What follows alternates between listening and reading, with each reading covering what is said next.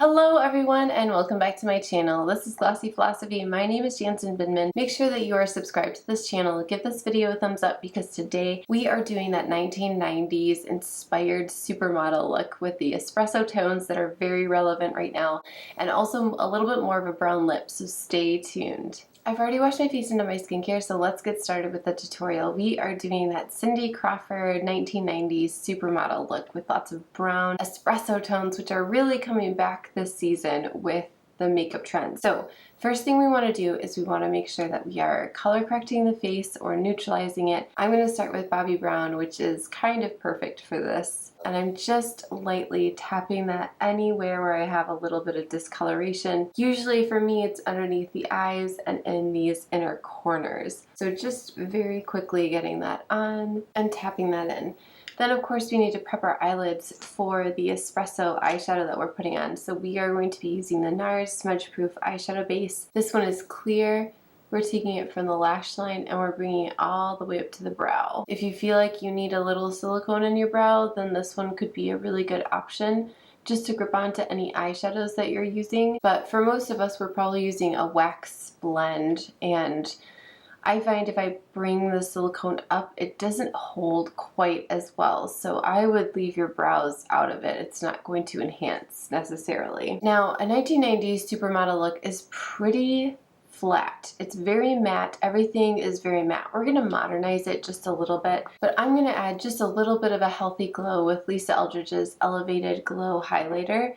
So I just have a little bit on my ring finger and I'm going to tap that in. I am going to be doing something kind of similar like this again to create our blush if we decide not to go with a powder blush, but I just want that to kind of sit in. And here is something that is coming up next month. When I was researching Barbie makeup from the movie, the makeup artist said that she took highlighter and she actually put it into the smile lines, and just to create a little bit of life, a little bit of bounce around that area. So I'm also going to bring it right here where I'm starting to get some fine lines as well, because just to make a really nice youthful look, we aren't going to go quite as matte as the 1990s look. Now I'm going to take my itty bitty black treacle pencil and I'm going to tightline underneath that upper lash line. So now that the face has been prepped, I'm going to go in with the eyeshadows from the Cinnabar palette, and I'm going to be using the shades Raw Sienna, Deep Ochre, and Fired Earth, which are the matte shades. So first I'm going to go in with just kind of a nice wash of Raw Sienna, just so that the other shadows have something to lay on top of. Now this shadow has been kind of tricky to get a hold of in the past. I would say a dupe for this shadow would be kind of combining a few MAC shades, something like soft brown. It's not quite as soft. Soft brown does come off a little bit differently, but you can always kind of take that down if you need to. I'm just laying the groundwork so that when my darker shadows go down, something lighter is peeking out. We can always come back in if we need to and just diffuse those darker shadows. I'm not being super precise with this. I am using my 201, which is dispersing quite a bit of the powder for me. But again, I'm just trying to get a nice wash of color. So now I'm going to go in with my 217 and we're going to start just kind of building up using that medium dark shade, and then we'll go into the cooler dark shade. So we have a nice warm chocolate brown and then we have more of that charcoal happening. So that's just on the tip of my 217. And from the picture that I'm going off of, her lid does look pretty saturated with the color, but we're just going to build it nice and slow. So the 217 it's dense, but it's not as dense as a pencil brush. So you can really diffuse those shadows. So you can see that just adding a little bit of layer of depth, we have the lighter color peeking out, the darker color towards the lash line, and it's starting to create this really nice effect. So here we are with that second coat of the warmer chocolate brown color. Now we're going to go into that cooler color using the 207, and this is going to be a little bit more of a placement. So I'm just placing that on the outer third, and then I'm going to take that along my lash line as well. I'm just not going to pull it out quite so much like a grunge look. I'm not going to cover this area. Everything about like a beauty glamour look is about elevating the facial features. Grunge, you get to kind of step out of that a little bit. You make it a little bit smokier. But we're really keeping things kind of closer to the eye with this one. I'm going to knock off whatever I have on my 217 and I'm just going to blend that together because we do want it to be nice and seamless and nice and soft. Everything has to blend into everything else. I'm not destroying the placement that I put, I'm just feathering those edges so that they're really nice and soft because again, this is more of that supermodel sophisticated look compared to something that's really grungy where you can kind of exaggerate the facial features. The last thing I'm going to do is take my Kajal liner and I'm just going to smudge that into the lash line and then we'll do the rest of the complexion and see if we want to keep going with the eye look. We weren't doing kitten flicks just then, although kitten flick is a big part of a fall trend, which we'll do probably next week. The nice thing about a Kajal is that it's very, very soft and you have quite a bit of time to smudge it and work it into your lash line compared to some of the newer pencils dry so fast because they want to give you more of a graphic line. So just kind of play around with the pencils that you purchase, that you're looking at. If it's softer, it's really great for these fall trend looks. Now we are going to jump to complexion. So skin back in the 90s was just, I mean, they took it pretty seriously. We have Kevin Aquan, who's coming on the scene using lots of liquids and really sculpting the face. So we're just going to do a quick version of that. I'm going to use the contour wand, the Hollywood wand from Charlotte Tilbury.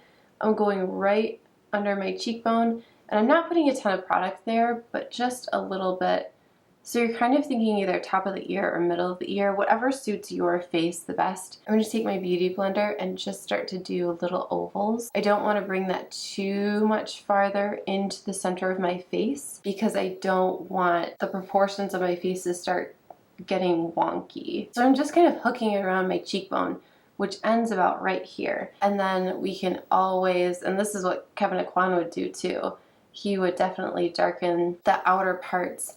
I mean, he was kind of the original pro makeup artist who was doing a lot of this contouring and highlighting. That's one of the major things that he was known for. So we're not going to go quite extreme because he would really, really go for it. He would do the nose and all of the things, and we're just going to do kind of the perimeter of the face. So now I'm ready for my foundation. I'm going to do probably 2 pumps, and I'm actually going to try it out with the Beauty Blender. That was Lisa's skin foundation. I'm going to start at the center of the face. I have not put on concealer yet, so I'm going to kind of leave that area alone just for a while.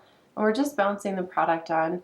You can use any part of this Beauty Blender to get the product on the face. This part is really good around the eyes. We can also use it for concealer, and you can really go for it by bouncing the base of the sponge on the face. But I'm just kind of using the sides. It's really whatever feels the best for you. I do like using a Beauty Blender as it starts to dry out inside because of heating and all of that. It just feels like somehow I'm getting a little bit of extra moisture. So that could be a really good option if you feel like you're just not able to keep your foundation on. Try a Beauty Blender, try Lisa's Mist, and see if that doesn't kind of solve some of those problems. I'm going to place my concealer first, just kind of doing that fan of light.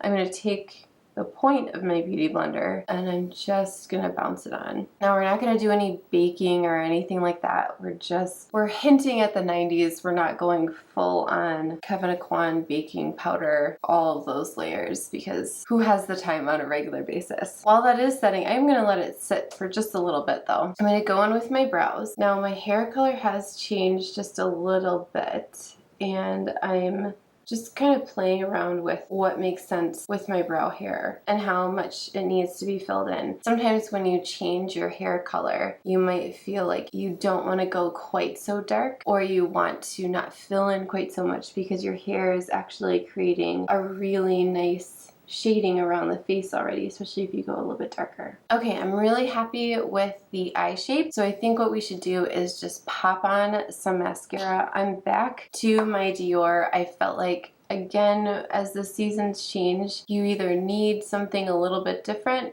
or you're just ready to amp up your look. And while I do love the Tarte primer, I just felt like for the fall makeup that I'm going to be doing and trying out, I really needed to go back to the DIOR because it does give so much volume to the lashes no matter what mascara you're using. So getting right into those roots. I'm still using my Tarte Lights Camera lashes, and I will keep using this one until it runs out. But especially with these smokier, grungier, softer eye looks, if you're not doing false lashes, I think it's really nice to have that fuller lash line. All right, eyes are complete. We've got our complexion on, so now I'm ready to start powdering or bringing in some of those lip colors. Again, the look that I'm kind of going after is a very brown espresso look, so I'm going to combine Spirited Away and Kitten Mischief. I'm going to put that on the back of my hand, and we're going to see if this is going to be brown enough. Then I'm going to amp it up with one of Lisa's pencils. This is in the 3C. Just to define the lips a little bit. And then I'm going to go back in with Kitten Mischief and just give it a little bit more of a brown finish. I'm going to combine those two lip colors again and add in a little bit of that highlighter because I do think that's a really pretty blush color, and I just picked up a little bit on my sponge, and we can always go in with a powder blush if we feel like we need it. The blush in the 90s is very natural. It's not really supposed to be popping out. I'm pretty sure that they did the same trick of taking the lipstick and putting it on the cheeks. So I'm going to take my Givenchy powder, which I've put in the cap. I'm just very quickly and very lightly going to dust that on top of any place where it feels just a little bit too shiny or where I've used those creams and liquid products. And then we're going to reassess.